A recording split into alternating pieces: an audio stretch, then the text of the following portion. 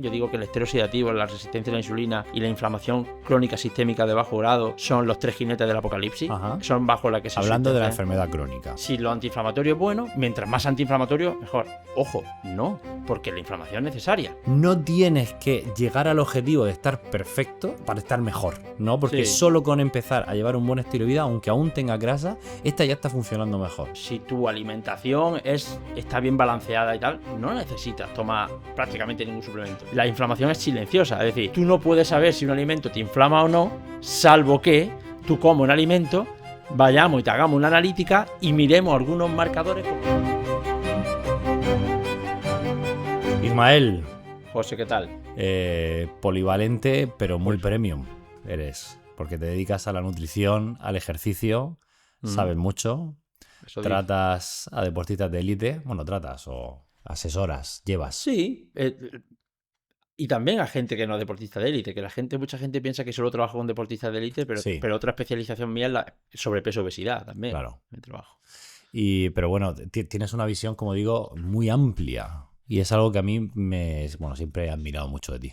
Ah, pues, muchas La gracias. verdad. No, es verdad, porque hemos aprendido y aprendemos mucho Sí, de tu visión. mutuamente. Sí, no, es chulo porque como dices, sabes tanto de patología como puedes aplicar al campo del ejercicio Sí. de élite, cosas que quizás no puedes aplicar al campo de la enfermedad. Yo siempre he dicho que una de las cosas, quizás la única buena que yo considero que he hecho, bueno, he hecho muchas cosas, ¿no? Pero que me ha ayudado a entender mucho todo es estudiar los dos campos. Ajá. Porque a mí la fisiología del ejercicio, de alguna manera, o la nutrición deportiva, de alguna manera, me ha servido para comprender mejor la nutrición clínica, aunque parezca que no. Y la nutrición clínica, la fisiopatología y demás, también me ha servido para comprender mejor la nutrición deportiva. También, con base de que yo empecé estudiando ejercicio, pues me ha servido para comprender mejor todo. Yo creo que eso ha sido un plus que he tenido. Yo siempre en mi formación a mis alumnos siempre se lo digo. Y luego, en este mundo en el que nos lanzan tantos mensajes tan polarizados de esto es veneno o esto es bueno, muchas veces no es ni tanto ni tan poco. Y seguramente, en función del contexto, una persona incluso con patología puede hacer cosas que en redes se dicen que están prohibidísimas o que te van a matar, ¿no? De todo eso me interesa a mí hablar hoy. Sí, sí. Bueno, todos sabemos la polarización, no solo en política, sino yo creo que casi en cada sector, en cada nicho, las redes sociales ayudan a esa. Y los algoritmos de redes sociales están posicionados para polarizar a la población. Porque si tú un día buscas dieta keto, mañana te van a salir gente que habla de dieta keto. Y si tú no sabes que el algoritmo te está fomentando y todo te está fomentando, ¿no? Dieta keto, al final, si tú te metes ahí, parece que la realidad es esa dieta. Digo dieta keto como te voy a decir otra cosa, ¿eh? Y ahora tu nuevo mundo es la dieta keto, ¿no? Y no veas a otras perspectivas, a otros profesionales hablando de otra cosa. Y te vas secando y polarizando. Tío, qué difícil formarse bien, ¿eh? En el mundo este de las redes sociales, ¿verdad? Es jodido. Para nosotros no, porque estamos dentro y sabemos lo que es. Sí, pero para bueno, la gente. Para nosotros no, porque somos creadores de contenido y no nos fiamos. Me refiero. Claro. Porque tengo otros sitios donde ir y aprender. Sé que las redes sociales a veces sí que te dan mensajes muy buenos, pero luego hay otras cosas que a mí me chirrían por el background que tengo. Pero si no lo tuviera. Exacto, es lo que yo digo. Digo, para mí es fácil separar quién vende humo de quién no en redes sociales en mi sector. Claro. Ahora, si yo me voy a un sector del que no tengo ni puñetera idea, yo qué sé, de física cuántica, pues a mí me dicen dos personas, dos científicos, dos especialistas en física cuántica, dos cosas totalmente diferentes y yo no tengo ni puñetera idea de quién me está diciendo la verdad. Eso es lo que le pasa a la gente en redes sociales. Que la gente tiene la sensación de que es que uno dice una cosa y otro dice otra. Para nosotros es decir, para mí, para ti, es decir, oye, es que esto que estamos diciendo es lo que dice la evidencia científica o es lo que tiene sentido común. Y la chorrada que te está diciendo el otro es que no es comparable. Es que evidentemente eso es una chorrada absoluta. Pero si tú no tienes el conocimiento mínimo, tú no sabes segregar, ¿no? De quién está diciendo. Entonces, la gente tiene la sensación de que esto es un desmadre. Sí, estoy muy sensibilizado con eso. Bueno, y motivo de eso es que te haya querido invitar y que te agradezco que vengas aquí a invitar al podcast. Y bueno, la primera pregunta, por entrar en materia y no divagar, y una cosa muy sencilla que quiero que tú me des tu opinión, porque está muy de moda, es, si yo te pregunto qué es la inflamación y cómo de importante es, ¿qué me dirías? La inflamación, entendiéndola como esa condición fisiopatológica que es base o una de las bases de prácticamente todas las enfermedades no transmisibles metabólicas del siglo XXI, es la base junto a resistencia a la insulina y metería el estrés oxidativo también. Yo digo que el estrés oxidativo, la resistencia a la insulina y la inflamación crónica sistémica de bajo grado son los 3 jinetes del apocalipsis. Ajá. Son bajo la que se Hablando de la enfermedad crónica, me gusta. La inflamación es una hiperactivación del sistema inmune, ¿vale? Debido a que detecta como anómalo algo que hay en nuestro organismo, y luego te diré cuáles son los principales detonantes, que no se resuelve, porque la inflamación aguda, la normal, la fisiológica, la que nos sirve, es la que se produce, se resuelve y vuelve a su origen basal. Esta que es un mecanismo que tiene nuestro cuerpo fundamental de supervivencia. Sin inflamación no estaríamos vivos. Entonces, exacto, la inflamación en sí no es mala. El problema es cuando se eleva por algo que permanece crónico y esta no se resuelve. Permanece siempre elevada. Vale. Por eso se llama inflamación crónica. Vale. Y además es sistémica. ¿Por qué? Porque normalmente afecta a todo el organismo. Es decir, no es como cuando tú te haces una herida y es localizada, sino que normalmente afecta a todo nuestro organismo y se dice de bajo grado porque está como en una condición no muy alta, baja, mantenida, ¿vale? Esto mantenido en el tiempo, pues es una de las bases de la mayoría de enfermedades típicas del siglo XXI, entre ellas las enfermedades cardiovasculares y demás también. O sea que es súper importante. Es súper importante. ¿Qué es lo que pasa? Que en redes sociales y en medios de comunicación no entienden qué es la inflamación y normalmente se suele confundir con problemas de distensión abdominal. Cuando tú comes algo y te sienta mal y tienes una distensión abdominal, bien sea pues porque eres alérgico o porque te sienta mal o porque tienes malas digestiones, tienes síndrome de intestino irritable o malas digestiones o lo que sea, se genera a veces distensión abdominal o gases y esto la gente empieza a llamarle inflamación. Que estoy inflamado. Estoy inflamado. Entonces, por un lado leen que la inflamación es muy mala y que es la base de muchas enfermedades, sí, y por otro lado piensan que esta inflamación de la que hablamos es esto cuando tienen distensión abdominal. Entonces la gente dice, asociado a los alimentos que son más inflamatorios o menos inflamatorios, pues la gente, esto es inflamatorio, esto no es inflamatorio, en base a cómo a ti te sientes si te da distensión abdominal o no. Y eso no es así. ¿Por qué? Porque realmente los alimentos inflamatorios, entendiendo la inflamación real, no de la distensión abdominal, que eso es otra cosa,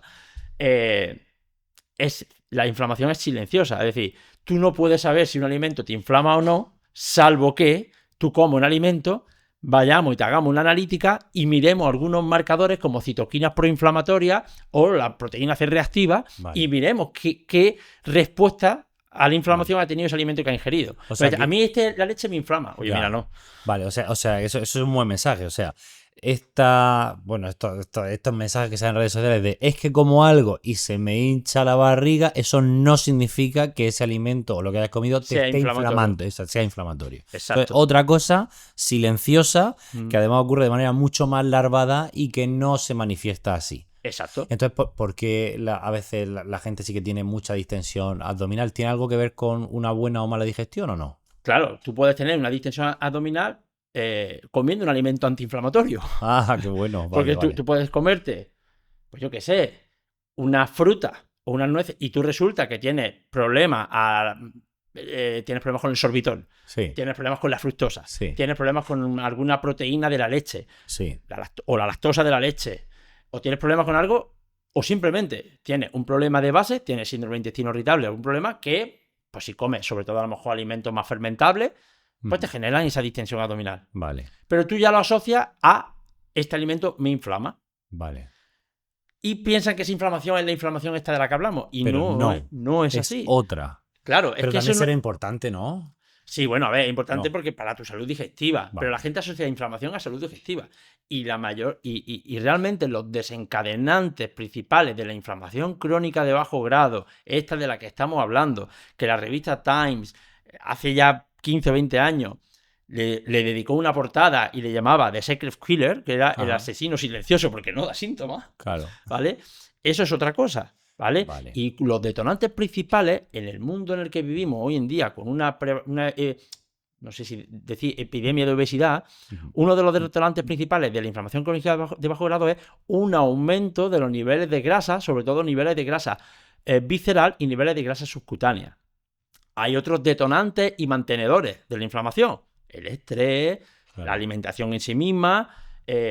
Sí que también es verdad que un aumento drástico de la permeabilidad intestinal también puede ser origen de la inflamación crónica de bajo grado. Correcto. Y es el único link que hay entre intestino e inflamación. Porque... O sea, que en realidad sí que hay un vínculo entre esto que estamos contando y la inflamación crónica, pero determinado a un pequeño aspecto, que es esa permeabilidad intestinal. Esa permeabilidad intestinal, porque si tú tienes mucha permeabilidad intestinal, ahí lo que se produce una infiltración de los lipopolisacáridos, ¿vale? Que son unos filamentos que están en las bacterias gram negativas, y esto se llama endotoxemia. ¿Y qué pasa? Que al haber permeabilidad intestinal pasan a la sangre, el sistema inmune lo detecta como patógeno y lo activa. Y aumenta la inflamación. Es la única relación que hay entre esto, pero realmente el gran desencadenante hoy en día de la inflamación crónica de bajo grado es nuestro estilo de vida asociado a sobrepeso. Cuando tú empiezas a acumular grasa, sobre todo grasa visceral y grasa ectópica, que es la grasa que se acumula en tejidos no diseñados para acumular grasa, en tu músculo, en tu páncreas, en tu corazón, en tu arteria, lo que ocurre es que los adipocitos, que son las células que acumulan grasa, empiezan a crecer, ¿no? Empiezan a acumular grasa y empiezan a crecer. En la grasa subcutánea normalmente se genera hiperplasia, es decir, que se dividen los adipocitos y se multiplican. Eso es realmente una forma saludable de engordar, porque hay hiperplasia y se van dividiendo. Pero en la zona visceral hay menos hiperplasia, crecen más por hipertrofia. Es decir, cuando llega al punto crítico en el que se debería de haber hiperplasia, no hay hiperplasia, sigue creciendo. Entonces, se genera mucho estrés en el adipocito y empieza a haber zonas de hipoxia dentro del adipocito, empieza a haber una serie de alteraciones que terminan detectando que ese adipocito tiene que morir, se llama necroapoptosis, y empiezan a morir adipocitos y empieza a liberar citoquinas proinflamatorias. Entonces, el sistema inmune detecta todo esto que está en el estroma graso, lo detecta como un patógeno. Entonces empieza a mandar células del sistema inmune y empieza a mandar citoquinas proinflamatorias, y estas van a la sangre. Y van a la sangre y van a otros tejidos. Entonces, se llama lipoinflamación. La lipoinflamación es una de las bases principales por las cuales se genera inflamación crónica de bajo grado. Y luego hay otros precursores y mantenedores. Pero la base es esa. Total. Y es verdad que el sobrepeso y la obesidad es uno de los principales factores que aumentan la inflamación crónica de bajo grado. Claro, las personas con obesidad, salvo excepciones, son personas que van inflamadas por la calle. Es decir, que tienen normalmente tienen una inflamación crónica de bajo grado de base. Claro. Y no tiene tanto que ver con esa distensión abdominal, es que este alimento me inflama. Eso. Claro que no. De todos modos, a mí sí que me parece sensato, si bien me ha encantado esta separación que has hecho de distensión abdominal o estoy inflamado porque he comido algo, de esa inflamación crónica que nos mata, pero sí que tiene mucho sentido, corrígeme si me equivoco, y es una pregunta, que tengamos que llevar un patrón de alimentación que no nos genere molestias digestivas, distensión abdominal y por supuesto que no sea proinflamatorio, ¿no? Claro, pero ahí hay una trampa, José, y es que tú te puedes alimentar muy bien y tener distensión abdominal. ¿Por qué? Porque esa distensión abdominal no siempre es porque comas alimentos malos. Es porque, como te he dicho antes, oye, si tú tienes un problema, joder, hoy en día sabemos que altos niveles de estrés y demás pues generan problemas intestinales. Pues eso. Entonces, hay gente que dice, no, es que incluso comiendo saludable... Claro, yo no tengo que comer, eso es verdad. Yo no tengo que comer para tener mi cuerpo inflamado. El estrés crónico, dormir poco... Claro, lo que te quiero decir, que a lo mejor la base de esa inflamación, de esa distensión abdominal, aunque esté generada por cuando tú comes, pero a lo mejor la base es otra cosa. Claro. A lo mejor la base es estrés crónico, a lo mejor la base es que que tienen algunos problemas intestinales, incluso llevando una dieta saludable. Pero tú puedes comer alimentos antiinflamatorios incluso y generar distensión abdominal, ¿no? Vale, muy bien. ¿Y cómo lo abordas tú? Te quiero preguntar directamente por esto, o quizás me puedes responder a esta pregunta, porque yo veo en redes sociales pues que se promocionan, se anuncian ingredientes, complementos, suplementos antiinflamatorios. ¿Son importantes o hay otras cosas más importantes que hacer cuando tenemos una persona que está llevando o una alimentación proinflamatoria o tiene mucha distensión abdominal? El mundo de la inflamación es complicado, ¿vale? Porque es un tema de fisiología difícil de entender para la gente que no esté Yo me tiré años, de hecho iba a hacer el doctorado en inflamación, me tiré años estudiando solo la inflamación. Entonces es un tema complicado. Yo no voy a hacer publicidad, pero es que saqué una píldora formativa solo para eso. Realmente tenemos que partir de la idea de que la inflamación en sí misma no es mala. Esa que se eleva y baja. Por lo tanto, el concepto antiinflamatorio, aunque popularmente está bien, no es del todo correcto. No se busca inhibir la inflamación. ¿Por qué? Porque tú necesitas inflamación. Lo que se busca es una adecuada resolución de la inflamación. Que se eleve y baje. Eso es lo saludable. No inhibirla completamente, porque si no sería súper saludable tomarnos ibuprofeno cada. Entonces, correcto. Nosotros lo que tenemos que hacer es que funcione bien, que se eleve cuando se tenga que elevar y que baje cuando tenga que bajar. Entonces, realmente, si fuésemos como muy rígidos en el concepto, lo ideal es cosas que sean pro-resolutivas de la inflamación. Vale. Y luego hablo de otra cosa de esto. Entonces, partiendo de eso, tenemos que entender que, pues que la inflamación se tiene que dar. ¿Qué pasa? Que, lo simplificamos a cosas antiinflamatorias. Parece que en redes sociales y demás, cuanto más buenos, o sea, cuanto algo antiinflamatorio se asocia a bueno. Claro. Algo proinflamatorio se asocia a malo. Y eso no tiene por qué ser así. Entonces, si lo antiinflamatorio es bueno, mientras más antiinflamatorio, mejor. Ojo, no, porque la inflamación es necesaria. Es decir, si tú pudieses hacerlo todo antiinflamatorio, generaría una inmunosupresión en tu organismo. Claro, efectivamente. Y eso no tiene sentido, eso es incompatible, porque hay que luchar contra agresiones. Es que tu sistema inmune tiene que trabajar. Claro. Es igual que el esteroxidativo. Antioxidante, antioxidante, antioxidante. Es que las especies reactivas de oxígeno y de nitrógeno son necesarias. Es que son necesarias. Son necesarias. Entre otras cosas, entre otras cosas para las adaptaciones al propio ejercicio. Sí. Entonces, si tú abusas, de hecho eso está documentado, si tú abusas de antioxidantes, limita las adaptaciones que te genera el ejercicio. Correcto. Se llama estrés reductor. Está el estrés oxidativo y está el estrés reductor. Correcto. Pues con la inflamación pasa igual. Hostia, es que si todo fuese antiinflamatorio, eso es verdad. Genera una inmunosupresión y tu sistema inmune ya no funciona. La gente con enfermedad autoinmune que está tomando corticoides de por vida viviría más, cosa que no pasa. Y luego hubo un estudio muy potente hace ya alguna década que dieron un antioxidante muy potente a las personas y tampoco tenían menos enfermedad cardiovascular. Y dice, ¿cómo es posible? Si la enfermedad cardiovascular se produce porque hay un aumento de la inflamación, si yo doy antioxidantes que van a ayudar a reducir esa inflamación, vivirán más. Pues no. Ni se infartaban menos. Es que el cuerpo, la hormesis, ¿no? Es que en el cuerpo todo es necesario en su justa medida. Evidentemente, si tenemos una persona que tiene de base altos niveles de inflamación o altos niveles de estrés oxidativo, pues a lo mejor dar algo que pueda reducir algo esa inflamación o mejorar. Pues yo qué sé, puede ser positivo. Pero porque ya la tienen aumentada de base. De hecho, hay un estudio muy chulo antiguo, yo cuando hablaba de inflamación en los congresos, en el que se daban inhibidores de la cooxigenasa, ibuprofeno básicamente, a personas jóvenes que entrenaban. Y cuando se daban ibuprofeno, sobre todo a dosis 400 miligramos no afecta mucho, pero ya de 600 para arriba sí, se veía que tenían menos post-entrenamiento, disminuía la síntesis proteica, disminuía la proliferación de células satélite, ganaban menos masa muscular. Sin embargo, cuando a personas ancianas que sí que ya de base tienen inflamación crónica de bajo grado, porque la edad es un factor de riesgo, que la edad aumenta la inflamación, salvo que tú tengas un buen estilo de vida. Como ya tenían inflamación, cuando le daban ibuprofeno a la persona anciana, mejoraba la síntesis proteica. ¿Por qué? Porque las personas sanas, ¿vale? La inflamación le funcionaba normal, se tiene que elevar y luego bajar, post-entrenamiento producimos daño, se eleva la inflamación. De hecho, el sistema inmune es clave para la hipertrofia muscular. Entonces, ¿qué pasa? Si tú inhibías esa respuesta inflamatoria dando ibuprofeno en personas sanas, estabas cortando un proceso de adaptación. En personas ancianas, como la tenían sobrepasada, lo que hacía era bajarla un poco a niveles más normales. Entonces le ayudaba. Entonces, al final, con todo este tema es hormesis. O sea, el punto justo medio. Pero pasa con todo, ¿eh? La gente es como la autofagia, ¿no? No, la autofagia es buena. Mientras más autofagia, mejor. Escúchame. Un exceso de autofagia, que ocurre, por ejemplo, en personas con cáncer avanzado y demás, es igual de patológico negativo que un defecto de la autofagia. O sea, esto tiene que funcionar. Nuestro cuerpo funciona de una manera armónica. Entonces, parece que ponemos etiqueta de bueno y malo a procesos fisiológicos que no son ni buenos ni malos.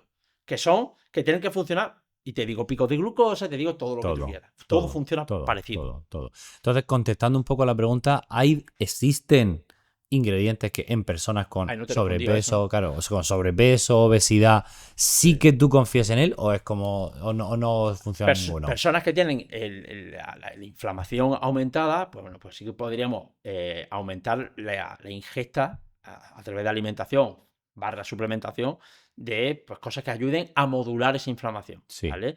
Pues yo partiría, evidentemente... ¿Cuáles te gustan? De la dieta, pues está demostrado que una dieta alta en verduras, alta en fruta, alta en alimentos de origen vegetal, también rica en omega 3 y diferentes compuestos bioactivos, favorecen, tipo dieta mediterránea, favorecen una correcta resolución de la inflamación y reducen los niveles de inflamación.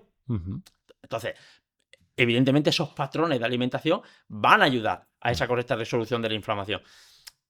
¿Dieta antiinflamatoria? Bueno, sí, a nivel comercial. La gente piensa que hay una dieta antiinflamatoria. No hay un patrón de dieta único antiinflamatorio. Hay patrones de alimentos pues, que pueden ayudar más a la resolución adecuada de la inflamación, que normalmente son este tipo de dieta que te estoy diciendo, algo parecido a lo que yo llamo una dieta mediterránea poco tuneada, ¿no? Aumentando quizá un poco más la ingesta de verduras, legumbres, tubérculos y demás, disminuyendo ingesta de carne roja, no abusando de ella, y alimentos pues, ricos en omega 3 y diferentes compuestos bioactivos.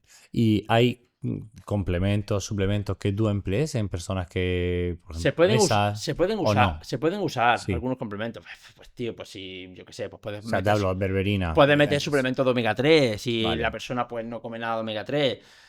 ¿Ayudan? Sí, pueden ayudar. ¿Hasta qué punto? Yo los suplementos ya sabes lo que pienso.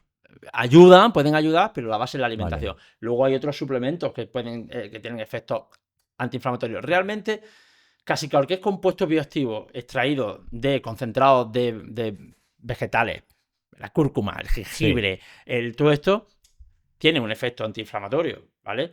¿Que lo quieres tomar en suplemento? Vale, pero lo puedes tener en la alimentación. El problema es que hay gente pues, que no está dispuesta a llevar este patrón de alimentación. Entonces, a lo mejor pues tienes que tirar de suplementos. Pero yo me baso más en alimentos. Sí, vale, me gusta. ¿Sabes lo que pasa? Que luego al final, en algunas personas, y me puedo incluir, es muy difícil, por ejemplo, a mí que me ha gustado y me gusta y como que tengo ahí muy presente, tomar semillas cada día. Porque es una fuente natural de omega 3. Semillas de chía, de lino, chía. Sí. Pero luego me voy de mi casa una semana, vengo de estar en el Congreso Nacional de Cardiología, y a lo mejor en esa semana sí que me tomo omega 3, porque comprimidos, pues cápsulas, perdón. Porque creo que esa semana no estoy tomando suficiente y encima estoy comiendo fuera y intento hacer una buena alimentación, que no me voy a comer fuera, no estoy en el Congreso comiendo en McDonald's. Me llevan a restaurantes y como, pero entiendo que la comida que voy a tomar esa semana pues es peor. Por eso ahí sí que me parece que algunos suplementos sí que pueden tener un valor. Bueno, sí. Y José, aterricemos la realidad. Mucha gente no está dispuesta a consumir verduras. A cambiar su Mucha gente no está dispuesta a cambiar su alimentación. Entonces los suplementos, claro que están ahí y ayudan. Y claro que ayudan. En la proporción que la base tiene que ser alimentación, por supuesto, pero están ahí. Yo también hago eso que tú haces. Yo he estado 2 semanas en Estados Unidos en los que no he olido un tomate con fruta, ni pescado azul, ni he comido, semillas, ni mucho menos. Claro. Y yo he estado tomando omega 3 durante un tiempo, ¿sabes? Luego, ¿verdad? Que cuando estoy en casa y demás, pues como entiendo que mi alimentación de sobra está llena de omega 3 porque estamos hablando de omega 3. Claro. Pues no lo tomo. Sí. ¿Vale? Pero sí que hago yo un poco parecido a lo que haces tú. Esta pregunta a lo mejor no, si no la quieres responder, no la responda, La respondo. ¿Qué suplementos sí que de alimentación no valen para nada? ¿Suplementos de alimentación? Sí, ¿qué ingredientes que se pueden... publicidad promocional en plan como antiinflamatorio, en realidad lo estamos tomando con una alimentación medio saludable. Para nada, no sé. Vale. Pero para casi nada, la mayoría de suplementos, ¿vale? En mi opinión, cuando hablamos de suplementos hay que tener en cuenta, uno, lo que son, lo de que es la guinda del pastel, se nos cae la boca de decirlo, la gente no lo entiende. Y luego en el contexto, si tu alimentación está bien balanceada y tal, no necesitas tomar prácticamente ningún suplemento. Luego hay contextos patológicos. Luego hay contextos de, tengo un paciente que se niega a comer verdura o se niega a comer X tal. Oye, pues mira, pues tío, o tiene un paciente, yo que sé, que tiene la vitamina D en 10 y resulta que trabaja 12 horas en un almacén, yo qué sé. Toma vitamina D. Pues que tiene que tomar vitamina D. Pues le mando vitamina D, claro que le mando vitamina D. Luego está, estoy hablando de suplementos de salud. Luego está otra cosa que tú busques rendimiento deportivo, que ahí hay otra ventana, ¿no? Pero en temas de salud, realmente, yo no soy de mandar muchos suplementos. Yo tampoco. Yo, de hecho, yo solo tomo omega 3 porque creo que mi alimentación... Yo voy un poco por racha, tomo omega 3, a veces tomo... O sea, sí que tomo otras cosas ya más enfocadas a rendimiento deportivo, pero así tal, tomo omega 3, lo tomo por racha. A veces es verdad que tomo magnesio, suelo tomar a veces porque cuando tengo mucho descontrol de viajes, de tal, pues suelo tomar magnesio y poco más. Yo tomo creatina también. Cuando entreno, ahora no estoy tomando. Luego hay suplementos, por ejemplo, yo he formulado, la gente lo sabe, yo he formulado muchos suplementos que los mando a mis pacientes en contextos concretos. Oye, pues si tengo un paciente que está en un proceso de pérdida de grasa donde está pasando, ya estamos en una etapa donde está pasando hambre, el Saciapro funciona, tío. Claro. Y yo lo mando y el Saciapro no es milagroso. No, ningún suplemento es milagroso, pero funciona. Y yo lo he probado, yo pruebo todos mis suplementos y funciona. Sí. Me gustaría te voy a preguntar por saciedad, que es un y lo mando. Sí. O en este contexto mando este o mando el otro. Sí, me identifico. Que suplementos hay muchos.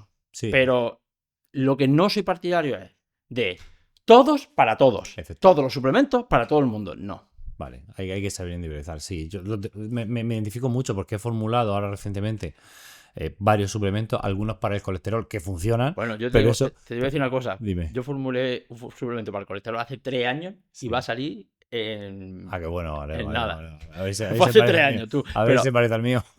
No he visto el tuyo, pero... Es verdad, pues lleva bergamota, berberina, policosanoles y vitaminas. Y además coenzima Q10 por si, para la gente, si estás tomando estatina que vamos, te puede dar esa... Sí. Te puede limitar o aliviar esos efectos colaterales. Pero claro, es como, la gente me dice, ¿lo tengo que tomar? Y digo, pues probablemente no. Probablemente no. Esto en una prevención secundaria hay que dar estatina, por supuesto, si has tenido ya un infarto. Y si no lo has tenido, esto lo tiene que valorar un especialista. Que quizás no tiene por qué ser un médico, pero es un especialista en salud, ¿no? Un doctor en nutrición o vamos, gente que pilote. Está claro. No, yo creo que dentro de la suplementación, todos los que más o menos somos coherentes, creo que pensamos igual. ¿No? En temas de suplementos, más o menos igual. Podemos tener a lo mejor alguna, pero yo creo que más o menos pensamos igual. Sí, estoy de acuerdo. Estos tienen, como tú dices, son la guinda del pastel. El pastel entero está, ¿eh? Una cosica. La parte de arriba. La cosica. Y si no haces bien la base, pues claro, no. Y mucha gente no entiende que quizá tiene que informarse bien en cómo hacer pues una base mejor. O bueno, echarle fuerza de voluntad, que eso cuesta. Pues sí. De todos modos, si por cerrar el tema de la inflamación, que me gusta, si tuvieses que decir entonces cuáles son los hábitos o factores o lo que tú más frecuentemente ves, en este caso sería probablemente en pacientes con patología, no deportistas de élite, que son los factores más proinflamatorios habituales que deberíamos de evitar, ¿cuáles son? Pues mira, están aquellos que hay algunos que podemos controlar más y otros que podemos controlar menos. Vale. Lo principal a nivel de hábitos de vida es, evidentemente, una mala alimentación a base de ultraprocesados, comida basura, acumule grasa o no, es proinflamatoria. Si empieza a acumular grasa, sobre todo a zonas viscerales y estópicas, es lipoinflamación, de hecho es la base, empieza ahí a aumentar la inflamación. Evidentemente, fumar, alcohol, droga es proinflamatorio, restricción del sueño crónica, estrés crónico, son como los principales. Y luego tenemos algunas cosas que dependen menos de nosotros, pues la polución o contaminación, disruptores endocrinos, cosas más que están en el ambiente y demás, que también pueden incidir. ¿En qué proporción no es todo igual? Básicamente, bueno, quitando el fumar y demás, que esto sabemos que es negativo, la base realmente, y lo que nosotros modulamos y se puede modular más a nivel poblacional, es el ejercicio, evidentemente, si es sedentario, pues también, es eso. La alimentación, una buena composición corporal. Buena composición corporal no significa que tenga unos abdominales de Cristiano Ronaldo. Una buena composición corporal es una buena composición corporal saludable y hábitos de ejercicio y bueno, un poco gestionar medianamente como pueda el estrés. Poco más. O sea, que con todo eso, que no es poco, pero no es poco. Pero bueno, empezando a ordenar tu vida en cuanto a estilo de vida, ya vas a tener pues una inflamación mucho más lógica o coherente, ¿no? Que puedas hacer. Exacto. Eso para mantener una inflamación. Luego, cuando viene alguien con inflamación crónica de bajo grado, lo que vemos es que cuando cambian los patrones de alimentación y ejercicio, el ejercicio es antiinflamatorio. Tú cuando haces ejercicio genera inflamación aguda, ¿vale? Pero a medio y largo plazo genera una disminución de la inflamación crónica. Claro. Entonces, lo que vemos es que cuando empieza simplemente cambiando la calidad del alimento, ya baja la inflamación. La restricción calórica mejora la inflamación, ¿vale? Y el ejercicio mejora la inflamación. Y cuando empieza, todo eso sin que haya incluso pérdida de grasa. Y ya cuando empieza a haber pérdida de grasa, y no solo la inflamación, es que esto es la base para la resistencia a la insulina, porque la resistencia a la insulina es otro jinete del apocalipsis que mejora haciendo las mismas cosas que... Por eso digo que es complicado y no. Sí. Porque realmente lo mismo,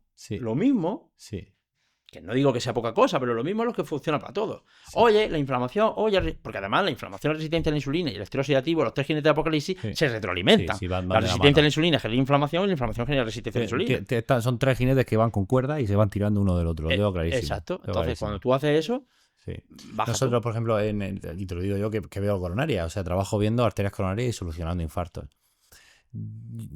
Siempre nos han dicho, el diabético es el que destroza ante sus arterias. El enfermo renal es el que destroza ante sus arterias. Sí, es tan fatal, pero es verdad que casi nunca va solo. O sea, cuando tú tienes un diabético, ha fumado, tiene exceso de grasa corporal, la gente tiene que entender, y yo creo que es un buen mensaje, que yo en la mesa de intervencionismo cardíaco para solucionar un infarto no está esa persona que hace ejercicio, que no tiene estrés, que come prácticamente plantas. Claro. Me caigo de la cama. Esa gente no he visto 7 en mi vida, ¿sabes? En la mesa de intervencionismo. Y que se retroalimenta. Al final tú cuando, por ejemplo, acumulas grasa, o tópica o visceral, empieza a secretar citoquinas proinflamatorias, factor necrosis tumoral alfa, interleuquina 6, interleuquina 1 beta.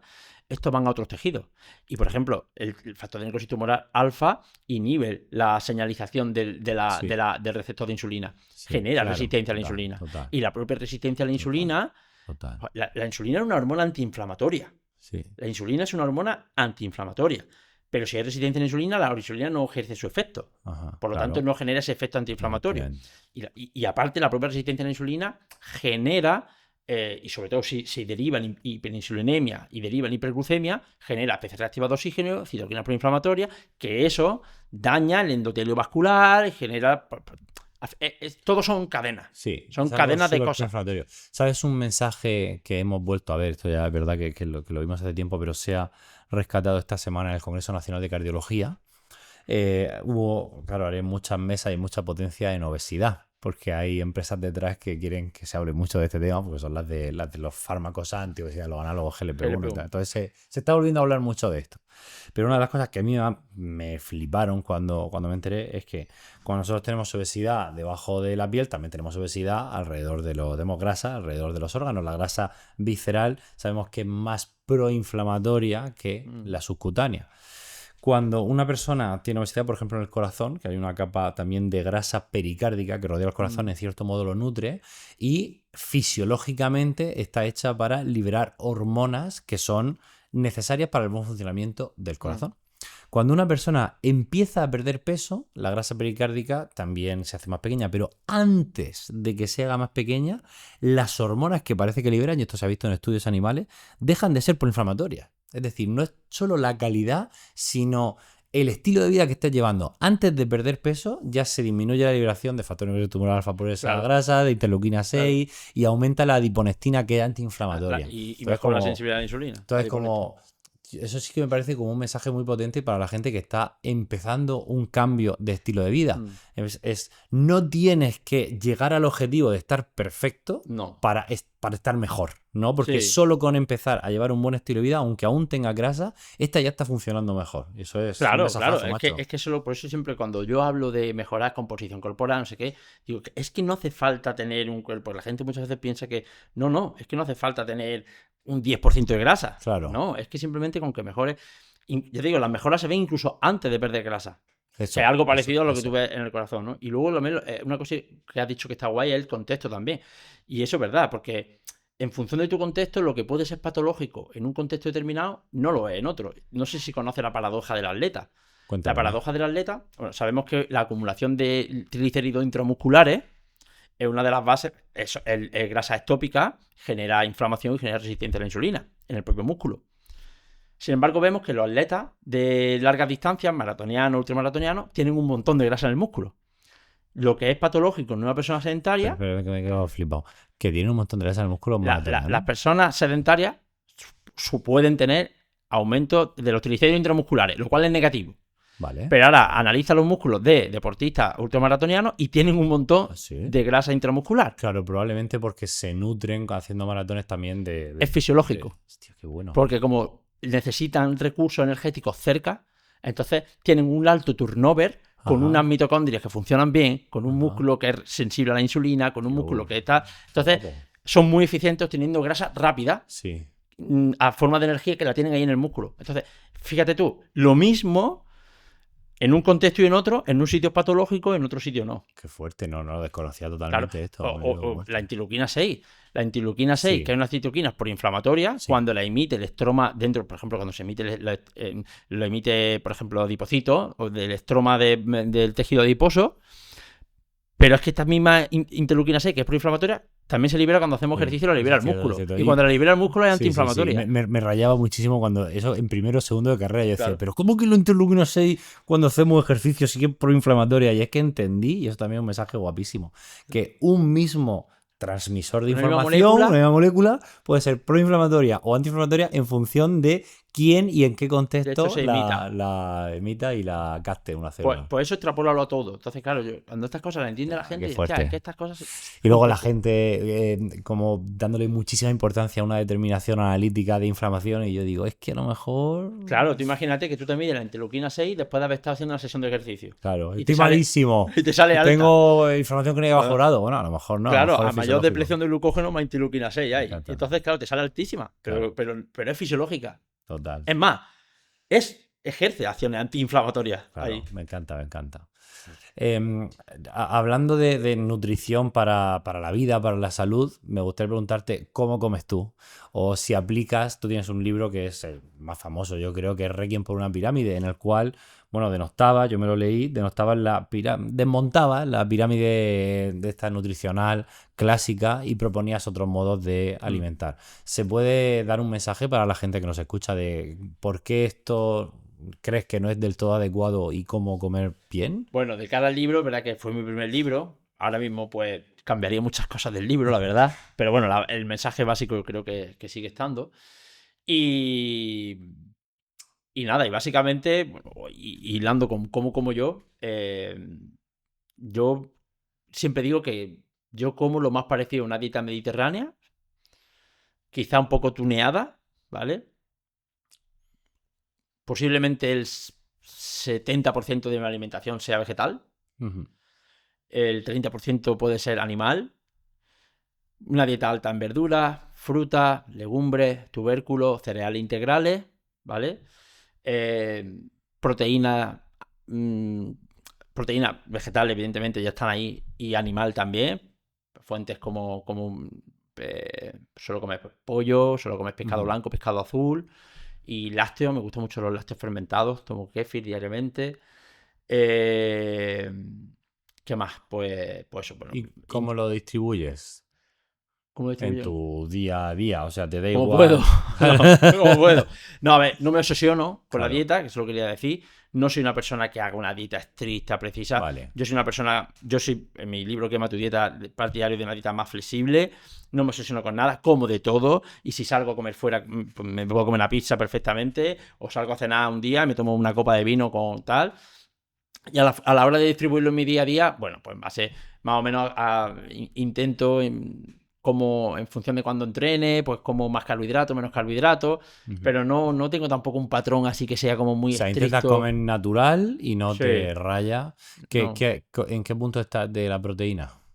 de la proteína. Sí, ¿intentas tener en cada comida una fuente proteica o tampoco te preocupas mucho? No me preocupo mucho por eso. Es verdad que me suele salir de base, pero porque por cómo como me suele salir que siempre meto algo de proteína en cada comida, pero no es que sea alguna implicación necesaria de tengo que meter proteína en cada comida. Yo durante mucho tiempo he estado así. También. Por eso. Y por yo eso te también. Digo, ¿en qué punto estás? No, en mi punto estoy en que eso no lo tengo tan Quizás no es tan importante como hemos creído. No es tan importante como lo hemos creído. Entonces, ya no... Sí es verdad que sí lo tengo un poco más en cuenta y a lo mejor ahí me mantengo, y creo que es correcto, alrededor del entrenamiento.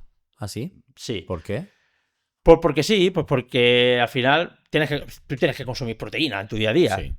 Prefiero ponerla en el perientrenamiento, antes y después, que a lo mejor en otras comidas separadas. ¿sabes? No es porque a lo mejor con el estímulo del entrenamiento se vaya a gastar más por el músculo para... No, hoy en día sabemos que mientras tú consumas la cantidad de proteínas que tú necesitas en tu día a día, el timing no es relevante, ¿sabes? Pero sí que es verdad que como en muchos años sí que lo hemos hecho así, ¿no? Tú también lo habrás hecho, ¿no? Que hemos... Pues me lo mantengo, pero como te digo, el batido de proteína post-entreno, claro, que era... Pero... Bueno, yo fíjate tú que entreno por la mañana y sí que me tomo un batido de proteína, pero me tomo en la merienda, a la tarde, vale. Pero porque me gusta el sabor y meriendo rápido y se lo añado al kéfir o lo que sea y ya está. Pero no es justo después de entrenar.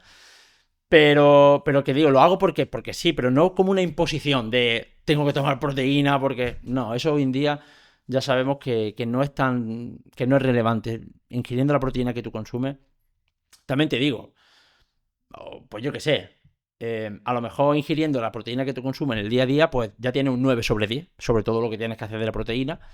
Pero a lo mejor, yo qué sé, si tú imagínate que entrenas a las 10 de la noche, sí, y te acuestas, no comes nada de proteína hasta el día siguiente, ojo, pues no sé, no es que vaya a perder músculo ni nada de eso, pero a lo mejor...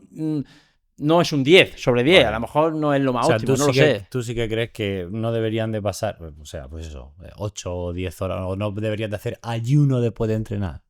Yo, en mi opinión, si tu objetivo es ganar masa muscular, por si acaso, yo no lo haría. Está bien. De hecho, no lo hago. Ojo, que mañana sale en el estudio que se ve que no hay diferencia. Pues vale, perfecto. Está. Pero yo, a día de hoy, no lo haría por concepto fisiológico, por lo que tal...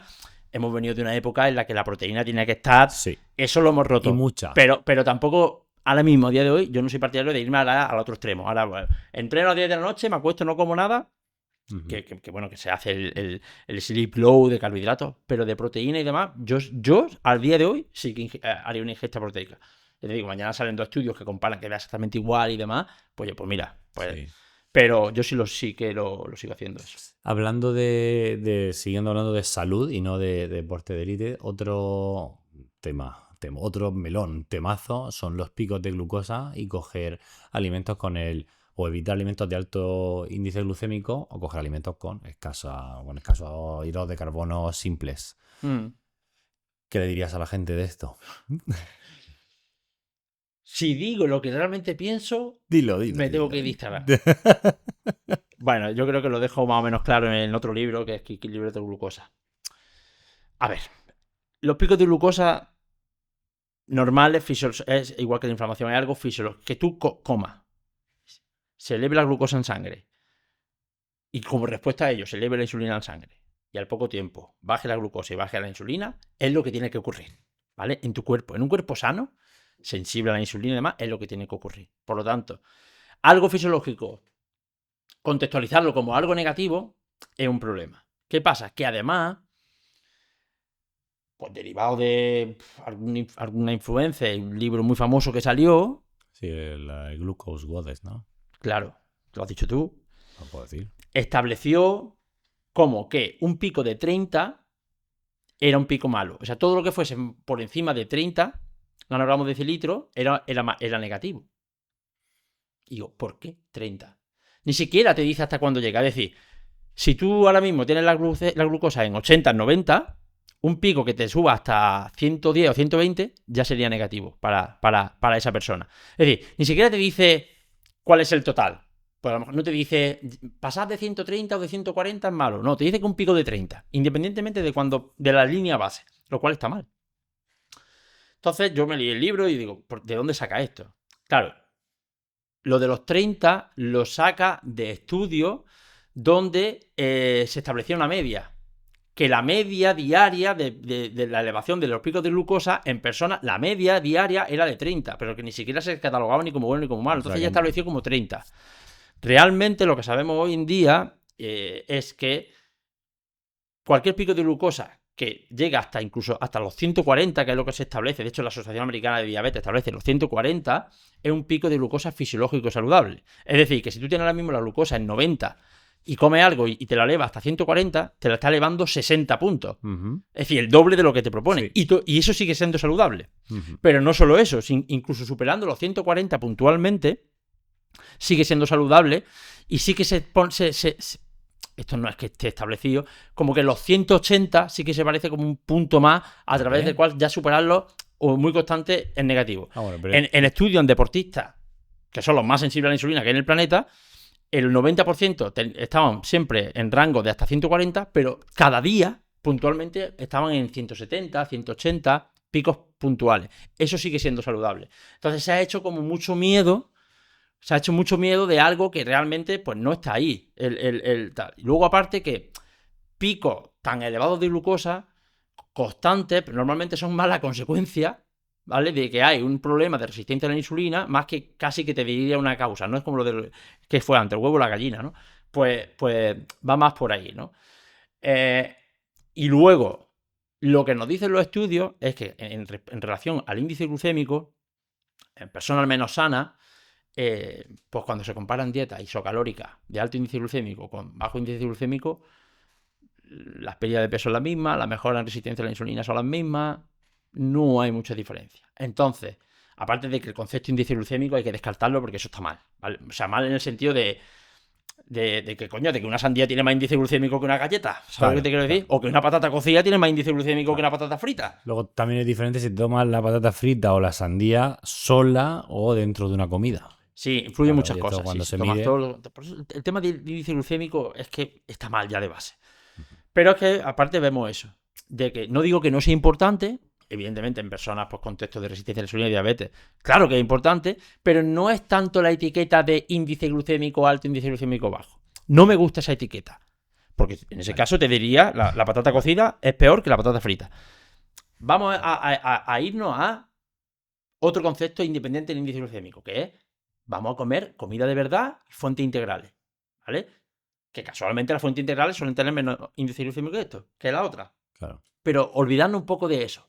Fuentes naturales de alimentos que estén lo más cercanos a cómo nacen en la tierra y a cómo nacen ahí, que es en su forma integral. Punto. Ya está. Olvídate de esto, de lo otro. No, es que, claro, porque esto generó mucha carbofobia. Claro. Y luego tú ves los estudios y ves los cereales integrales, no los refinados. Los cereales integrales disminuyen la inflamación, mejoran cualquier patrón, cualquier marcador de resistencia a la insulina, de patología, lo mejoran. Y como te digo, cereales integrales, te digo tubérculos, te digo legumbres, te digo alimentos ricos en carbohidratos que elevan los picos de glucosa. Pero sin embargo, o la fruta. Pero sin embargo, en los estudios se ve claramente que mejoran todas estas condiciones. Entonces, basarnos en el índice glucémico es errático. Vale, o sea que es algo que tenemos que absolutamente olvidar. Yo, en mi opinión, hay que olvidar eso. No tiene sentido. A ver, se puede hablar, pero la gente... Sí. El problema es que la gente en redes sociales... Hay que tener cuidado con lo que se dice. Y yo soy el primero que me equivocaré cada día. O sea, yo no vengo aquí con la capa de Superman. Pero hay que tener cuidado porque la gente, mucha gente, los que no son expertos en esto, evidentemente, como he dicho al principio, y yo no soy experto en otras cosas, pues estas cosas las toman muy al pie de la letra. Entonces, yo intento cambiar la forma de divulgar. No sé si lo consigo, pero intento cambiarla. ¿Puede el azúcar ser incluso bueno en algún contexto? Claro. ¿En cuál? O sea, que esto lo dice y te mata. Claro que... ¿Pero qué es el azúcar? ¿El azúcar a qué te refieres? ¿A sacarosa o te refieres a cualquier tipo de azúcar? Porque el azúcar está en la fruta. El azúcar está en diferentes formas, está en la miel. El azúcar... Pero es que aparte hay contextos donde ingerir azúcar, incluso aunque sea azúcar de blanca de mesa o derivado, o te digo maltodextrina, pues viene bien, que es el contexto deportista. Es más, lo que apreciamos en los que estamos en nutrición deportiva es que los deportistas de élite a veces tienen problemas de salud derivados de una baja disponibilidad energética por una deficiencia en el consumo de calorías barra carbohidratos barra azúcares. Que mejora el rendimiento. Los carbohidratos mejoran el rendimiento. Vale. Los carbohidratos, no el azúcar. Los carbohidratos mejoran el rendimiento. Y dentro de los carbohidratos hay contextos en el deportista donde es mejor que sea más simple. Un azúcar más simple. No tiene que ser azúcar de mesa. Me da igual. Puede ser un gel, que es glucosa, fructosa, o puede ser miel. Porque, como tú comprenderás, un ciclista en una etapa del Tour de Francia no va a sacar la riñonera y va a sacar una patata cocida y se la va a poner a comer. Te lo cargas. Claro. ¿Vale? Porque, entre otras cosas, tienes que reducir la ingesta de fibra. La ingesta de fibra, que es tan saludable, es que la nutrición deportiva es a veces totalmente contraria a la nutrición clínica. Y nosotros en nutrición deportiva, por ejemplo, el día de la competición, huimos de la fibra. Y tú a desayunar no le pones a un deportista que va a competir ahora, tú no le pones avena con pan integral. No, olvídate. Tú pones fuentes rápidas, pones pan blanco con mermelada. Por decirte un ejemplo. Porque lo otro le va a generar problemas. Ajá. De vaciado gástrico, de problemas intestinales. Entonces, hay momentos que es durante o post, donde incluso buscamos fuentes que sean lo más digeribles. Evidentemente, la base de alimentación deportista tiene que ser integral y demás. Pero cuando hablamos en competición, huimos de la fibra. Entonces, ahí nos interesa meterle pues carbohidratos más, no sé si llamarlos más simples o más refinados o azúcares. De digestión más rápida. De azúcares, claro. Y eso, y ojo, y lo dejo claro, y eso en el deportista, hombre, siempre que lo haga con sentido común, no supone un perjuicio en su salud. De hecho, suelen tener problemas de salud cuando no consumen lo suficiente, ¿vale? Porque hay algunos que empiezan y no consumen la suficiente energía. De hecho, es muy común en mujeres que no ingieren los suficientes carbohidratos barra azúcares en competición y empiezan a tener problemas de baja disponibilidad energética. Los hombres también. Sí. En mujeres más evidente por la famosa menorrea hipotalámica. Ajá. Y eso viene derivado de ahí principalmente. Entonces, joder, claro, es que una persona que tiene que ingerir 8.000 calorías en un día, además que compite, ¿qué tal? Pues no la va a consumir a base de brócoli y patata. No, se muere, eso sería en montaña. Claro, y si tú no llegas y constantemente no llegas a las calorías que necesitas, empiezas a tener problemas de salud. Que no digo que el azúcar te arregle, pero sí que te hace que sea más fácil llegar a esas calorías y ingesta calórica, claro. Más digerible, además, no tiene un perjuicio porque no te va a generar, porque son los sujetos que el azúcar que entra, azúcar que...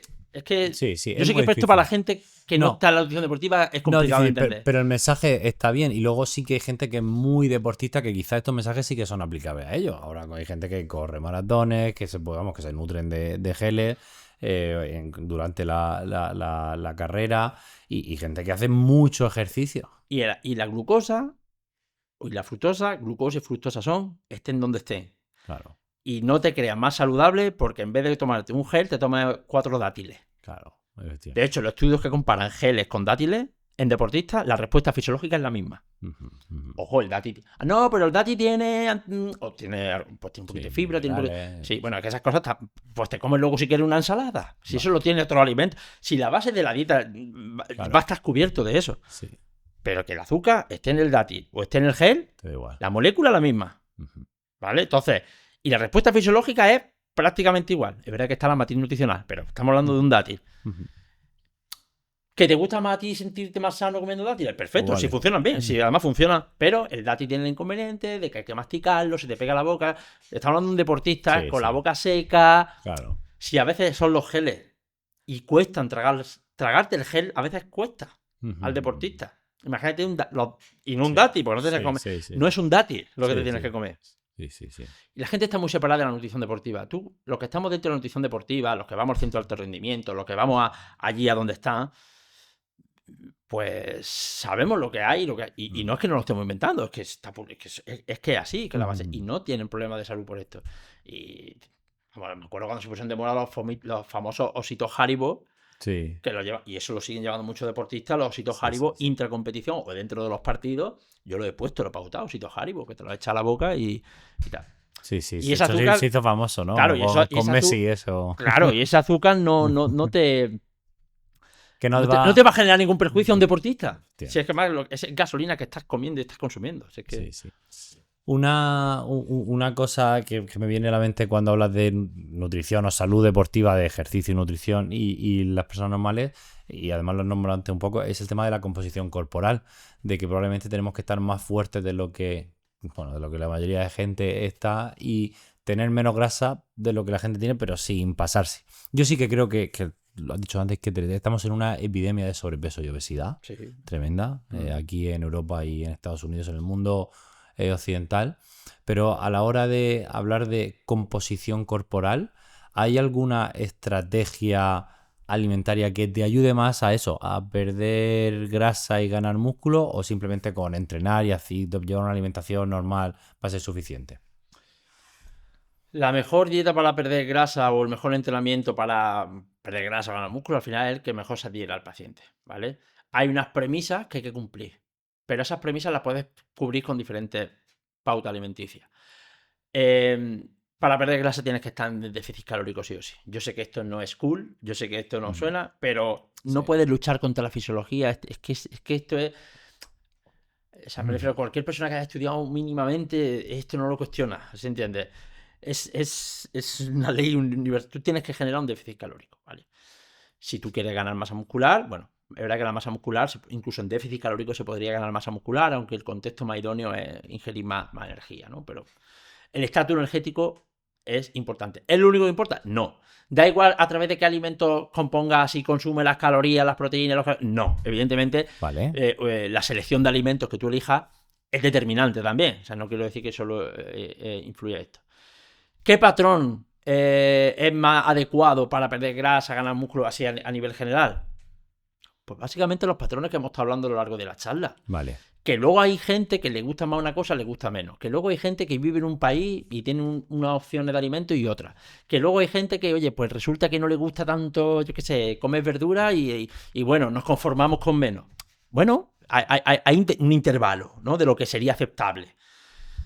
Pero si buscamos lo óptimo, teniendo en cuenta que hay diferentes contextos, pero así a grandes rasgos, pues básicamente, en mi opinión, en base a lo que conozco de la literatura científica, pues lo que estamos hablando, una dieta alta en alimentos de origen vegetal, mucha fruta, mucha verdura, legumbres, tubérculos, cereales integrales, que yo, vamos, que creo que es la base de mi dieta personal, yo calculo que un 70%, no sé si llega a ser plant-based, un 70%, sí, pero yo creo que sí.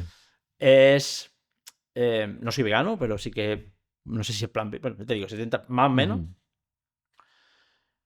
Y luego también hay condiciones propias. Oye, que a ti te gusta por el motivo el que sea no comer alimento de origen animal. Adelante. ¿Y lo contrario? ¿Vale? ¿Lo contrario qué? ¿No comer alimento de origen vegetal? No lo planteo. O sea, no... ¿Puede estar en una buena composición corporal? Sí. ¿Puede estar medianamente saludable a corto plazo? Sí, pero no a medio o largo plazo. ¿Vale? Evidentemente, no contemplo una dieta sin alimentos de origen vegetal como una opción que sea saludable, al menos a medio o largo plazo. Porque en redes sociales sí que salen muchos como si fueran el adalid de ese animal carnívoro fuerte. No, ¿sabes lo que pasa?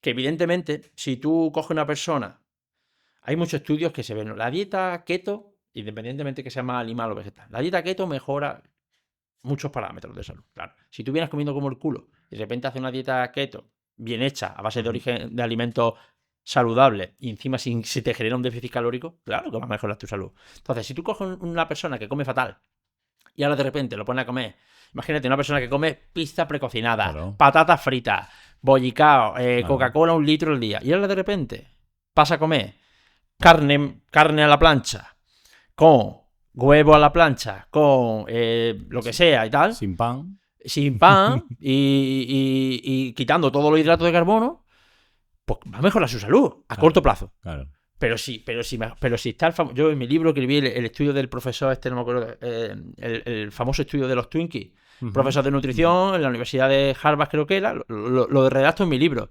Le quiso demostrar a los alumnos, hizo un experimento sobre él mismo. Se puso un déficit calórico a base de Twinkies. Los Twinkies son unos bizcochitos que se venden en Estados Unidos. Comía Twinkie, solo Twinkie. Luego se bebía un batido de... verdad que se tomaba un batido de verdura, así un licuado y no sé si algún suplemento. Y el tío en no sé cuántos meses, a corto plazo, perdió peso, mejoró todos los marcadores de salud. Claro que tú vas a mejorar la salud y puedes tener una buena composición corporal con ese tipo de dieta. Pero no a medio o largo plazo. Claro. ¿Por qué? Porque está obviando elementos básicos de nuestra salud, que es no solo la alta ingesta de compuestos bioactivos, porque la gente está, no, es que tú tienes más nutrientes, menos nutrientes. Ya no solamente la alta densidad nutricional que está en el mundo vegetal, sino el consumo de fibra, que es fundamental para una correcta salud a todos los niveles, en fin, y el consumo de una diversidad de microbiota que te la va a otorgar pues comer almidón resistente, fibra y compuestos bioactivos que tienen los vegetales. Entonces, aunque a corto plazo sí que lo pueda estar saludable, incluso puedas tener una vida, pero jamás, comparado con la otra dieta, jamás va a estar a la altura.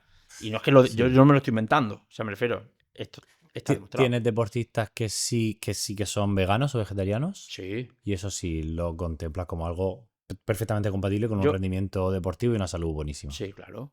Es que no hay problema. Yo también lo estoy viendo últimamente y cada vez se lo recomiendo más a mis pacientes. Y yo no recomiendo, si me entiendes. Si una persona vegana, es vegana. Y que no es que las quieras hacer veganas, sino que te parece bien y ya está. Claro, yo no me meto en nada de ni ideología, ni creencia, ni tal. Salvo que sea algo que yo vea que vaya en contra de la salud de la persona y le informo. Sí. Si una persona me dice que es vegana, adelante. Sí. No tengo nada que decirle. No, una dieta vegana no tiene ninguna limitación, sobre todo en un deportista. Sí. Es más, el contexto de un deportista es donde más encaja una dieta vegana. ¿Por qué? Porque si tenemos que consumir hidratos de carbono, si tenemos que... A ver si me entiendes. Sí. Si al final encaja perfectamente. Nosotros nos habían dicho, a ti también cuando estudiaste nutrición, que la proteína más completa era la animal porque tenía todos los aminoácidos esenciales. Eso hace años que está... Claro, ahora vemos personas veganas, vegetarianas que no están consumiendo unos aminoácidos que hemos entendido que eran esenciales y están perfectamente. ¿Por qué una persona vegana no come no come aminoácidos esenciales? Los come todos. Ya, pero no de una fuente. De diversas fuentes. De diversas fuentes. Pero eso es un mito muy antiguo. Sí. Eso fue un mito de la famosa Anne, la francesa esta, que fue la que dijo que en cada comida había que complementar los aminoácidos, ¿no? Claro. Y si tú comías vegetal, pues tenías que meter legumbres con arroz, porque unos son más ricos en metionina y tal, ¿no? Eso fue en los años 80, 90, pero eso ya quedó desmontado hace mucho tiempo. No es necesario que nosotros en cada comida tengamos que consumir todos los alimentos para cubrir esos aminoácidos esenciales. Una persona vegana, salvo que su dieta sea un desastre, consume todos los aminoácidos que tiene que consumir. Y mientras más variada sea la dieta, pues todavía más fácil de hacerlo. Entonces, eso yo creo que se quedó muy atrás. Claro, pero luego la gente te dice que no, hay que consumir carne porque... Bueno, porque, claro, lo que a lo mejor para nosotros se quedó muy atrás, la gente todavía lo mantiene. Claro. Pero yo recuerdo mi primer curso que hice que lo hice con Chicharro, sobre nutrición vegana, y te digo que aquello fue en 2015, hace 11 años, yo ya hablaba de esto. Claro. Hablaba de que... Y es más, yo recuerdo de poner a esta chica, que fue la que... no sé si es nutricionista, que fue la que creó este mito. Y recuerdo también de poner tablas de los contenidos del aminograma de las diferentes fuentes vegetales. Es más, te digo, no solamente es que combinando diferentes fuentes vegetales ya tienes todos los aminoácidos, es que hay vegetales que en sí mismos ese alimento ya tiene todo. Claro. Todos los aminoácidos esenciales. Es verdad que la mayor parte de fuentes vegetales, pues a lo mejor son más bajas en leucina, el maíz es alto en leucina, pero son más bajas en leucina, más bajas en metionina y tal. Pero joder, es que tú no comes una única fuente de vegetales, es que tú comes muchas fuentes. Entonces, muchísimo. A día de hace ya una década o más, eso yo está más que desmontado. O sea que una dieta vegana bien planificada, porque claro, si tu dieta vegana es a base de productos ultraprocesados del pasillo de... Que ser vegano no significa que sea saludable, pero... Claro, que ser vegano no significa que sea saludable, ni ser omnívoro significa que sea saludable. Entiendo.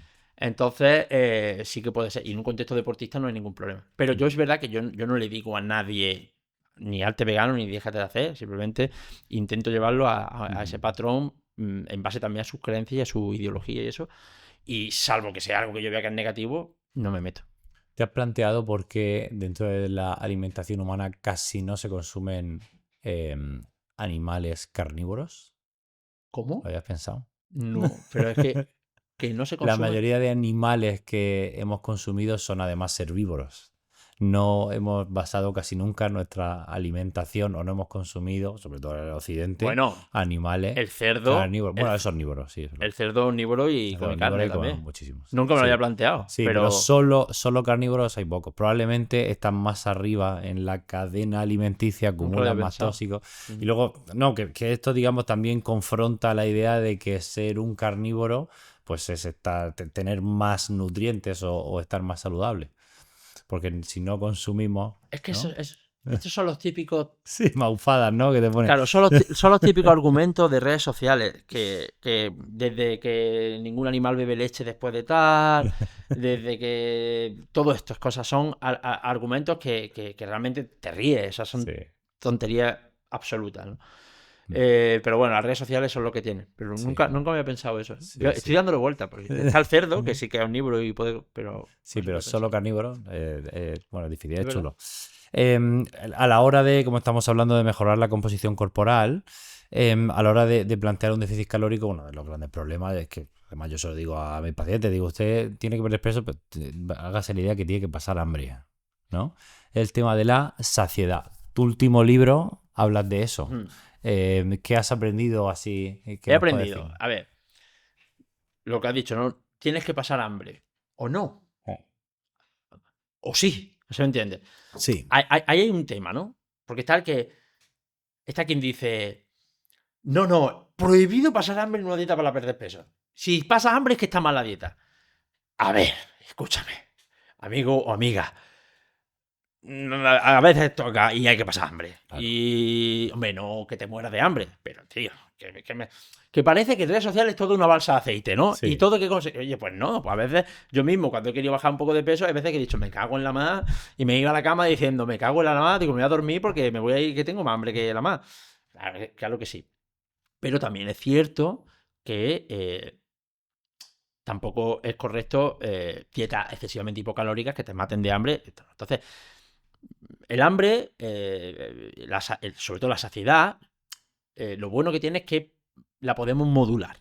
Más de lo que pensábamos antes. Por eso escribí el libro este de Ya no paso hambre. Yo empecé a escribir libros sobre hambre y saciedad, más o menos lo que todos sabemos, pero empecé a indagar y empecé a ver cosas que te pueden parecer lógicas o que crees que ya las sabes, pero que veo que tienen mucha chicha. Y me di cuenta de que podemos modular la saciedad, como he dicho, mucho más de lo que pensábamos. Entonces me pongo a ver estudios de factores que afectan a la saciedad. Y más allá, lo que descubro es que más allá de el índice de saciedad por caloría, existe el índice de saciedad por caloría, en el que se le atribuye un valor numérico a cada alimento en base a la saciedad que tiene, se basa en las características intrínsecas del alimento. Es decir, pues si tiene más cantidad de agua, de fibra, de tal, pues es más saciante que otro, ¿no? Evidentemente, pues, yo qué sé, una patata hervida es más saciante que no la casita. Y aquí hay un concepto que es importante: saciedad por caloría. ¿Por qué? Porque, claro, tú puedes decir, hostia, las nueces son súper saciantes. Ya, pero tú un puñadito de nueces son muy calóricas. De hecho, en saciedad por caloría son 50-50. ¿Entiendes? Entonces, es importante el concepto de índice de saciedad por caloría. Cuánto te sacia un alimento por caloría que aporta, ¿no? Y eso lo describo en el libro, doy tablas para que la gente vea, a la hora de planificar una dieta para perder grasa, irte a esas fuentes que están más arriba. No significa que no puedas meter otras fuentes, porque, por ejemplo, hay alimentos saludables que son menos saciantes y también hay que introducirlos, pero introducirlos en menor cantidad que estos alimentos que son más saciantes por caloría. Pero es que descubro, o al menos yo descubrí, no sé, que hay factores que no tienen nada que ver con los alimentos que afectan a la saciedad. ¿Vale? Un montón de factores. ¿Cómo? Ejemplo, si la vajilla en la que comes pesa más, te sacia más la comida. Es decir, si el plato o los cubiertos que sacian más, y hay bastantes estudios sobre eso. Las texturas en las que presenta la comida hace que sacie más o sacie menos. Los colores de la comida. ¿Qué dices? Un montón de factores que afectan a la saciedad. Y no hay solo un estudio, hay bastantes estudios. Entonces empiezo a indagar y a ver cosas. Hay un estudio, por ejemplo, en el que se le da una gelatina a dos grupos. A un grupo se le da, creo que una gelatina, se le da que la coma y luego le hacen como una serie de preguntas. Y a otro grupo le dicen que esa gelatina, cuando se la coman, ¿vale? En el estómago es como que se va a expandir y va a formar como una esponja en su estómago. pero es la misma gelatina. Luego le hacen unos cuestionarios y las dan de comer. Y lo que se ve es que a los que le han dicho que esa gelatina se iba a expandir, reportan tener mucha menos hambre y de hecho comen mucho menos en la comida posterior que está controlada, ¿no? Simplemente por haberle dicho que eso se iba a expandir. Pensar que un alimento te sacia, te sacia. Esto pruébalo, yo lo he probado. Cómete algo pensando que es muy saciante, sea lo que sea, que te va a saciar mucho. Y cada bocado, aparte del comer con el presente y tal, piensa que es muy saciante. Y me dice, es brutal. En fin, un montón de cosas, de factores. De hecho, en el libro creo que lo divido como en 20 trucos, pero en cada truco hago como muchas recomendaciones, daré más de 100.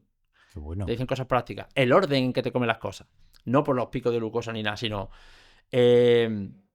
cuando tú te comes porque está también el hambre, es que una cosa es el hambre fisiológica y también hablo del hambre más emocional, el hambre hedónica y demás, ¿no? También cómo controlar los antojos, ¿no?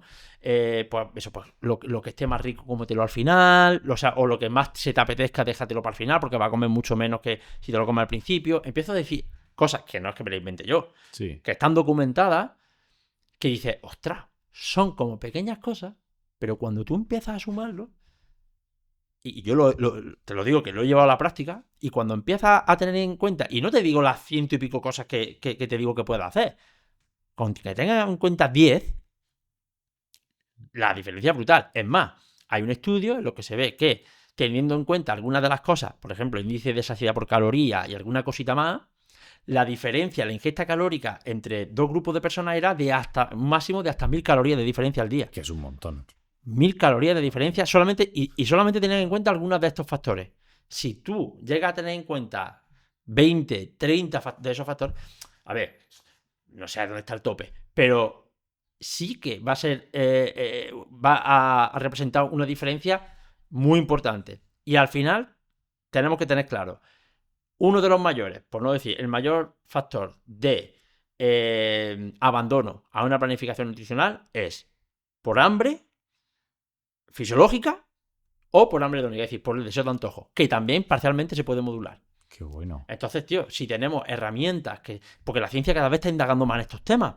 Claro. Si tenemos herramientas, tío, que nos pueden disminuir el principal motivo de abandono de las planificaciones nutricionales, vamos a usarlas, cojones. Yo escribí el libro por eso. Sí, pueden ser una alternativa clara al GLP-1. De hecho, en Estados Unidos ya le llaman el GLP-1 natural.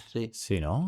Sí, se le llama. Hay autores que están investigando mucho de eso. De hecho, en la contraportada del libro lo pongo, ¿no? Que hay un investigador concreto que es sueco que está investigando mucho sobre esto. Y a veces lo llama así, ¿no? Como el GLP-1 natural. Me ha encantado. Los deportistas de élite también a veces tienen que recortar. A veces sí. En ellos es, supongo, también súper complicado, ¿no? En ellos es más fácil. ¿Sí? Sí. Date cuenta que al final son gente que tiene un gasto calórico muy alto. Ajá. Entonces, meter en un déficit calórico a un deportista es más fácil. ¿Por qué? Pues porque un deportista lo mete en déficit calórico con 3000 calorías a veces. Sí.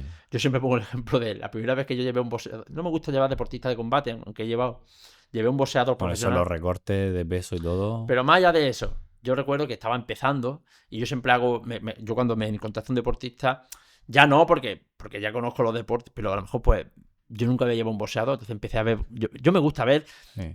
Si me escribe este deportista, pues busco vídeos, lo veo, lo analizo, cómo compite, analizo las vías metabólicas implicadas en el deporte, yo eso lo hago siempre.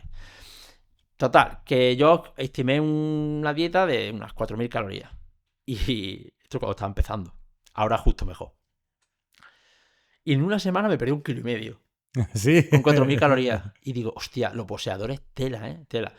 Y bueno, tuve que subirle a 6000 calorías o así, ¿no? Entonces te digo que también depende del deporte, claro, pero es más fácil someter a un déficit calórico. Es más, a veces el problema en los deportistas está justo al revés. Lo más normal es que cueste que se coman todo lo que se tenga que comer. La baja disponibilidad energética está en el 60 y pico % de los deportistas. Sobre todo en ellas, ¿verdad? Tenemos que comernos la cabeza a veces para hacer estrategias, para meterle calorías por donde podamos y que les sacien lo menos posible. Por eso te digo que, sí. Claro, tú coges a un ciclista del Tour de Francia que se tiene que comer 9000 calorías o 10.000 calorías y tú le dices, no, pero nos la vamos a comer a base de brócoli, patatas hervidas. Se tira media tarde y te cargas su intestino, te lo cargas. Entonces, No se puede. Entonces, de hecho, te digo que a veces es todo lo contrario. Buscamos cosas para que se sacien menos. Qué bueno. Me ha encantado, he aprendido un montón. Sí, así te digo. Me alegro. Sí, si no, es que da gusto traer a gente experimentada, profesionales como tú, con una visión tan amplia, ¿no? Que trabajas con patología y con deportistas de élite. Sí. Eso es escaso y te agradezco mucho que hayas venido. Muchísimas gracias. Por invitarme. Y... Tienes que hacer una cosa antes de irte. Tienes que firmarle el corazón de la suerte. ¿El corazón de la suerte? Sí. ¿Suerte para mí o para ti? Suerte para ti. ¿Y dónde firmo? Claro, donde tú quieras. Mira, está aquí compañero mío. ¿Lo puedo decir? ¿Que no hay ahí? Claro, puedo decirlo perfectamente. Me voy a firmar aquí. Ahí la fecha, ¿no? Claro. Bueno, lo puedes poner lo que tú quieras, como si quieres. Pero bueno, aquí cuando vengan 7 invitados ya no te cabe más. Bueno, lo haré un pequeñito. Por dentro se puede firmar. La fecha la pones tú, ¿no? La pongo yo. No sé ni qué día es. Nada, pues muchísimas gracias, Ismael, me ha encantado. Nada, a ti por invitarme y por estar aquí. Ahora me tienes que invitar a comer. Sí, vamos para allá.